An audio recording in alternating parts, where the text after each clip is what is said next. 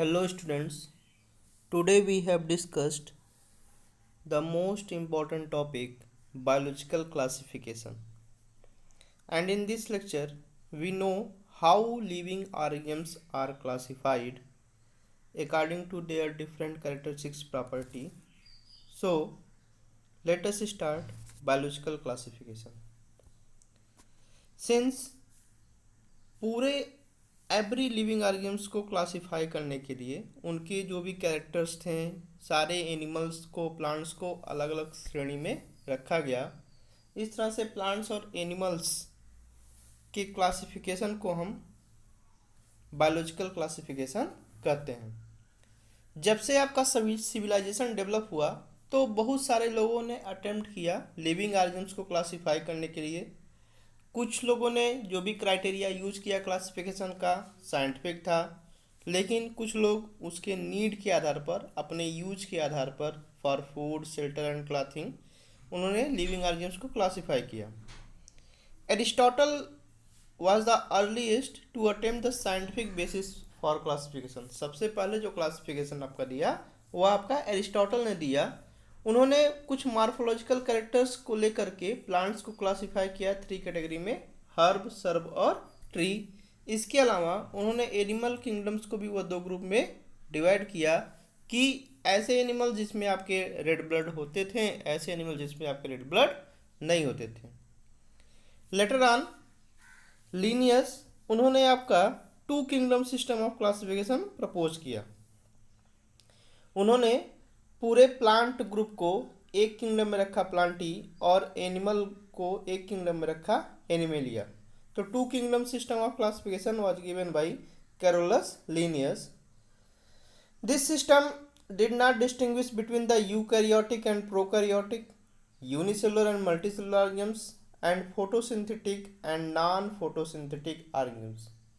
जो भी आपका 2 किंगडम्स क्लासिफिकेशन था वह आपका यह इंफॉर्मेशन नहीं पता पा रहा था कि वो आपका प्रोकैरियोटिक सेल है कि यूकैरियोटिक सेल है, फोटोसिंथेटिक ऑर्गेनिम्स है कि नॉन फोटोसिंथेटिक ऑर्गेनिम्स है, यूनिसेलुलर है कि मल्टीसेलुलर है। Later on further 3 kingdom classification was proposed which are given by Ernest Haeckel. इसके अलावा कुछ आपके morphological habitat, mode of reproduction, evolutionary relationship, इसके आधार पर भी एनिमल्स को क्लासिफाई किया गया। यानी टाइम टू टाइम जो भी आपके क्लासिफिकेशन थे फर्दर चेंज होते गए। उसके बाद फिर आपका जो मोस्ट इम्पॉर्टेंट क्लासिफिकेशन आया 5 kingdom classification, and this 5 kingdom classification was proposed by R.H. Whittaker in 1969. The kingdom defined by him were named Monera, Protista, Fungi, Plantae and Animalia.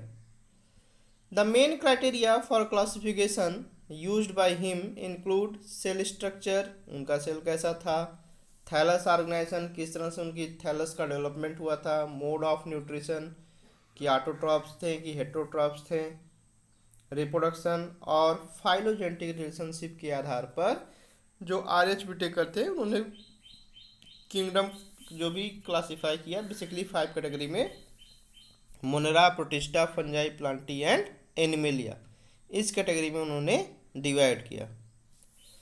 Further जितने भी आपके प्रोकैरियोटिक ऑर्गेनिम्स थे उन्होंने उनको एक group में रखा अंडर द किंगडम मोनेरा, और जो भी आपके यूनिसेलुलर यूकैरियोटिक ऑर्गेनिम्स थे उन्होंने उसको रखा किंगडम प्रोटिस्टा में।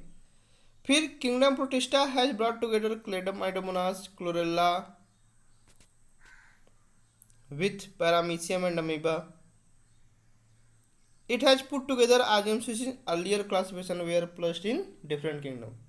फर्दर जैसे जैसे हम आगे बढ़ते गए तो जो भी क्लासिफिकेशन था वह क्लासिफिकेशन में डिफ्रेंशिएट नहीं हो पा रहा था कि मतलब हेटेरोट्रॉपिक ग्रुप में, ऑटोट्रॉपिक ग्रुप में। फर्दर उसमें थोड़ा बहुत चेंजेस किया गया।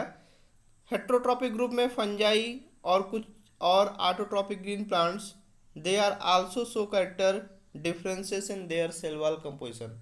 अगर देखें तो प्लांट्स जो भी आपके ग्रीन प्लांट्स थे और फंजाई थे, दोनों में सेल वाल का आपका बहुत ज़्यादा क्या था, डिफ्रेंसिएशन था। तो सेल वाल के आधार पर उसको अलग रखा गया। फंगल जो सेल वाल थी वो आपकी काइटिन की बनी हुई थी, जबकि आपकी जो ग्रीन प्लांट्स की सेल वाल थी वो आपकी सेलुलोज की बनी होती है। इस सेल वाल के कंसिडर करने के आधार पर जो एक नया किंगडम स्टेब्लिश किया गया, किंगडम फंजाई। जितने भी प्रोकैरियोटिक ऑर्गेनिम्स थे उनको रखा गया किंगडम मोनरा में। यूनिसेलुलर ऑर्गेनिम्स को रखा गया किंगडम प्रोटिस्टा में। Now discuss one by one. तो overall all living worlds are classified into 5 kingdom: Monera, Protista, Fungi, Plantae and Animalia. So let us discuss one by one. First of all, kingdom Monera. Bacteria are the most important members of kingdom Monera. सबसे अगर देखें तो kingdom मोनरा में सबसे ज़्यादा abundant मात्रा में आपका जो माइक्रो ऑर्गेनिज्म पाया जाता है वो आपका बैक्टीरिया होता है। Bacteria are cosmopolitan in distribution. Bacteria आपके हर जगह पाए जाएंगे। They also live in extreme habitats such as a hot spring, desert, snow, deep ocean। जहाँ पर बहुत ही कम लाइफ फॉर्म्स है वहाँ पर भी वो सरवाइव कर सकते हैं। इसमें से कुछ जो होते हैं आपके लिव करते हैं, कुछ जो होते हैं आपके पैरासाइट्स होते हैं। तो बैक्टीरिया आपके पैरासाइट्स भी होते हैं, कुछ आपके लिविंग बैक्टीरिया भी होते हैं। फिर on the basis of their shape bacteria को फर्दर 4 ग्रुप में आपका डिवाइड किया गया। स्फेरिकल बैक्टीरिया जिसको उन्होंने बोल दिया टर्म कोकस, रॉड शेप उसको बोल दिया bacillus, comma shape vibrio bacteria, और आपका ribbon like that is the spiral shape that is the spiral bacteria. तो on the basis of their shape bacteria further divide into 4 groups: coccus bacteria, bacillus bacteria, vibrio bacteria and spiral bacteria. इसके अलावा जो bacterial cell की structure की अगर हम बात करेंगे तो बैक्टीरियल सेल का स्ट्रक्चर आपका बहुत ही सिंपल था, लेकिन उनका जो बिहेवियर है वो बिहेवियर आपका बहुत ही ज़्यादा कॉम्प्लेक्स है। अगर हम किसी दूसरे ऑर्गेनिज्म से कंपेयर करें तो बैक्टीरिया जो है आपका बहुत ही ज़्यादा मेटाबॉलिक डाइवर्सिटी उसमें आपका दिखता है। बैक्टीरिया में अगर देखें, अगर हम दूसरे एनिमल से कंपेरिजन करें तो बैक्टीरिया में आपका बहुत ही अधिक मेटाबॉलिक डाइवर्सिटी आपको दिखता है। कुछ बैक्टीरिया जो होते हैं आपके ऑटोट्रॉप्स होते हैं, that is they synthesize their own food, और कुछ बैक्टीरिया जो होते हैं आपके हेट्रोट्रॉप्स होते हैं, that is they do not synthesize their own foods. कुछ बैक्टीरिया ऐसे होते हैं जो कि अपना भोजन सन की लाइट में बनाते हैं, तो उनको बोलते हैं फोटोसिंथेटिक ऑटोट्रॉप्स। कुछ बैक्टीरिया ऐसे होते हैं जो कि केमिकल्स की प्रेजेंस में अपना भोजन का फॉर्मेशन करते हैं, तो उसको बोलते हैं कीमोसिंथेटिक बैक्टीरिया। तो overall that is the nutrition of bacteria कि on the basis of nutrition 2 types of bacteria होंगे आपके, ऑटोट्रॉप्स और हेट्रोट्रॉप्स। ऑटोट्रॉप्स मीन्स जो अपना भोजन स्वयं बनाते हैं, हेट्रोट्रॉप्स जो कि अपना भोजन स्वयं नहीं बनाते हैं। फिर on the basis of source of energy bacteria को फर्दर डिवाइड किया गया। जो बैक्टीरिया आपके सनलाइट का यूज करते थे उनको बोल दिया गया फोटोसिंथेटिक बैक्टीरिया। जो बैक्टीरिया आपके केमिकल्स का यूज करते थे उसको बोल दिया गया कीमोसिंथेटिक बैक्टीरिया। फर्दर मोनरा किंगडम मोनरा में आपके 2 ग्रुप के बैक्टीरिया आपके मेन आएंगे। एक होता है आपका आर्की बैक्टीरिया यानी सबसे प्रिमिटिव बैक्टीरिया, और दूसरा आपका होता है eubacteria. Eu means true bacteria. तो let us discuss one by one. First of all archaebacteria. Archaebacteria जो हैं आपके ये स्पेशल होते हैं क्योंकि ये अंडर स्ट्रीम कंडीशन, जहाँ पर ज़्यादा साल्टी एरिया हो, that is the halophiles, hot springs जहाँ पर बहुत ही ज़्यादा टेम्परेचर हो, एसिडिटी हो, और मार्सी एरियाज, ऐसी जगह पर ये आपके पाए जाते हैं। आर्की बैक्टीरिया और जो अदर बैक्टीरिया हैं अगर उसका हम डिफ्रेंशिएशन करें तो उनके सेल वाल के स्ट्रक्चर में डिफ्रेंशिएशन होता है, मतलब उसका जो सेल वाल होगा उसके स्ट्रक्चर में डिफरेंस आपको दिखेगा। इसके अलावा ये अंडर एक्सट्रीम कंडीशन में भी सर्वाइव करते हैं, जो कि यू बैक्टीरिया में आपके सर्वाइव उतने एक्सट्रीम कंडीशन पे नहीं कर पाते हैं। एक मेथनोजेंस होते हैं। मेथनोजेंस जो होते हैं आपके गट्स में पाए जाते हैं, जितने भी आपके रूमिनेंट्स एनिमल्स हैं, रूमिनेंट्स एनिमल जैसे कि आपका काऊ, बफेलो, और बेसिकली ये जो होते हैं मेथनोजेंस प्रोड्यूसिंग बैक्टीरिया रिस्पांसिबल होते हैं प्रोडक्शन ऑफ मेथेन गैस के लिए इन सारे एनिमल्स में। मतलब जो रूमिनेंट्स एनिमल्स होते हैं इनके गट्स में आपके मेथनोजेंस बैक्टीरिया पाए जाते हैं, जो कि आपका मेथेन गैस का प्रोडक्शन करते हैं। नेक्स्ट है आपका eubacteria. Eubacteria that is the true bacteria. ये आपका कैरेक्टराइज होता है on the basis of their presence of rigid cell wall, और यदि यह मोटाइल होगा तो उसमें आपका फ्लैजिला होगा। Eubacteria that is the true bacteria.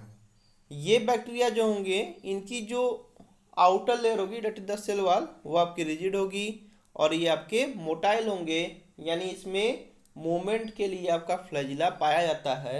On the basis of flagellation फिर बैक्टीरिया को फर्दर डिवाइड किया गया है atrichous bacteria, trichous bacteria. फिर on the basis of number of flagella फिर ट्राइकस बैक्टीरिया को डिवाइड किया गया है monotrichous, amphitrichous, cephalotrichous, lophotrichous and peritrachus, so on. So that is the overall description flagellation of bacteria. The cyanobacteria या उसको हम generally बोलते हैं ब्लू ग्रीन एल्गी, ये आपके फोटोसिंथेटिक ऑटोट्रॉप्स होते हैं। साइनोबैक्टीरिया जो होते हैं आपके यूनिसेलुलर होंगे, कॉलोनियल हो सकते हैं या फिलामेंटस हो सकते हैं, मैराइन हो सकते हैं या आपके टेरेस्ट्रियल एल्गी हैं। जो कॉलोनी होगी, अगर कॉलोनियल बैक्टीरिया है तो जो कॉलोनी होगी वो आपकी सामान्यतः सराउंडेड होती है एक जिलेटिनस शीट के द्वारा, और एक तरह से वह बॉडी में प्लांट वाटर बॉडी में जो भी पोल्यूटेड वाटर बॉडी है उसमें एक ब्लूम लाइक फॉर्मेशन करते हैं। कुछ आर्नियम जो होते हैं वह एटमॉस्फेयर में नाइट्रोजन का फिक्सेशन करते हैं, और नाइट्रोजन फिक्सेशन करने के लिए उनमें आपका स्पेशल सेल पाया जाता है, and that cells are known as heterocyst. For example nostoc, anabaena, ये सब क्या करते हैं, नाइट्रोजन का फिक्सेशन करते हैं। इट मीन्स जो भी इन्वायरमेंट्स में आपका नाइट्रोजन है उसको नाइट्रेट में कन्वर्ट करते हैं। कुछ बैक्टीरिया आपके कीमोसिंथेटिक ऑटोट्रॉप्स होते हैं, जो भी आपके ऑक्साइड, ये क्या करते हैं बेसिकली आपका ऑक्सीडाइज करते हैं वेरियस इनऑर्गेनिक सब्सटेंस को, यानी नाइट्रेट को, नाइट्रेट को, अमोनिया को, और एनर्जी रिलीज करते हैं जिनका एटीपी का प्रोडक्शन होता है। यानी जो भी आपका न्यूट्रिएंट साइकिलिंग है, यानी जो भी आपका बायोजियोकेमिकल साइकिल है, चाहे nitrogen cycle, phosphorus cycle, iron cycle, sulphur cycle, इन सब में ज़्यादातर रोल प्ले करते हैं आपका कौन, बैक्टीरिया करता है। कुछ आपके हेट्रोट्रॉपिक बैक्टीरिया होते हैं जो कि आपके सबसे ज़्यादा अमाउंट्स में नेचर में पाए जाते हैं। अधिकतर ये जो होते हैं आपके डिकम्पोजिंग का काम करते हैं, यानी डिकम्पोजर्स होते हैं। They are helpful in making curd from milk. देखते होंगे आप दूध से दही बनना, तो दूध से दही बनता है तो उसमें आपका जो बैक्टीरिया रिस्पॉन्सिबल होता है लैक्टोबैसिलस। एंटीबायोटिक के प्रोडक्शन में, नाइट्रोजन के फिक्सेशन करने में, लेग्यूम रूट्स में देखते होंगे, लेग्यूम्स जो रूट्स होती हैं, जितनी भी दाल वाली फसलें होती हैं उनके रूट्स में आपका राइजोबियम नामक बैक्टीरिया पाया जाता है, जो कि आपका नाइट्रोजन का फिक्सेशन करता है। कुछ बैक्टीरिया जो होते हैं आपके पैथोजेंस होते हैं, यानी वह आपके ह्यूमंस में, क्रैब्स में, जो भी पेट एनिमल्स हैं, इन सब में डिजीज काज करते हैं। For example cholera, typhoid, tetanus, citrus canker, ये सारे आपकी जो डिजीज हैं वह डिफरेंट बैक्टीरिया के द्वारा आपके काज होते हैं। अगर हम रिप्रोडक्शन की बात देखें तो बैक्टीरिया में जो जनरली रिप्रोडक्शन होता है आपका फिशन के थ्रू होता है। फिशन में क्या होगा कि जो पेरेंट सेल होगी, पेरेंट सेल वो आपकी डिवाइड करके 2 और मोर देन 2 डॉटर सेल का फॉर्मेशन करता है। कभी कभी जब फेवरेबल कंडीशन नहीं होता है तो अनफेवरेबल कंडीशन में वह आपके स्पोर का प्रोडक्शन करते हैं। और इसके अलावा क्योंकि बैक्टीरिया में अगर देखें तो सेक्सुअल रिप्रोडक्शन वेल डेवलप नहीं होता है, तो वहाँ पर आपका जेनेटिक रिकॉम्बिनेशन होता है। और जेनेटिक रिकॉम्बिनेशन में बेसिकली होता क्या है कि वहाँ पर जो भी आपका जेनेटिक मटेरियल है डीएनए, उसका ट्रांसफ़र आपका होता है डोनर बैक्टीरियल सेल से रिसिपिएंट बैक्टीरियल सेल में। तो बैक्टीरिया के केस में आपका जेनेटिक रिकॉम्बिनेशन होता है, और जेनेटिक रिकॉम्बिनेशन आपका 3 टाइप्स का होता है: ट्रांसफॉर्मेशन, ट्रांसडक्शन और कंजुगेशन। नाउ इसके अलावा जो माइकोप्लाज्मा है, ये भी आपके एक तरह के ऑर्गेन्स होते हैं that are completely lack a cell wall. Mycoplasma में आपके सेल वॉल नहीं पाए जाते हैं। सबसे स्मॉलेस्ट लिविंग सेल है आपका माइकोप्लाज्मा, और यह ऐसे जगह सर्वाइव करता है जहाँ पर ऑक्सीजन नहीं होता है, सर कर सकता है जहाँ पर ऑक्सीजन नहीं होता है। अधिकतर जो आपके माइक्रोप्लाज्मा होते हैं वह पैथोजेनिक होते हैं एनिमल्स में और प्लांट्स में। Thank you.